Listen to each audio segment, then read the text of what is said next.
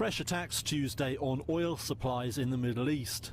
Just days after these tankers were hit at anchor off the UAE, Saudi Arabia says a pipeline and pumping station near Riyadh have been struck by armed drones.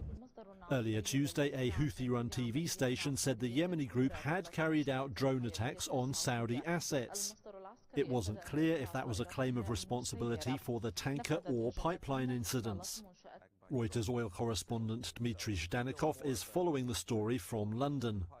There haven't been any convincing statement from either side to blame anyone. For instance, I mean, people have suggested it could be Iran, but there've been no statement from either the Saudi or American side, and Iran has actually denied having anything to do with the attacks and said it's very worrisome. On Tuesday, one Iranian lawmaker called the tanker attacks, quote, Israeli mischief. US officials said such statements were an attempt to muddy the waters. Washington's ambassador to Saudi Arabia called for, quote, reasonable responses short of war once the culprits are identified. The US has sent aircraft carriers and bombers to the region amid its escalating dispute with Iran over the country's nuclear program.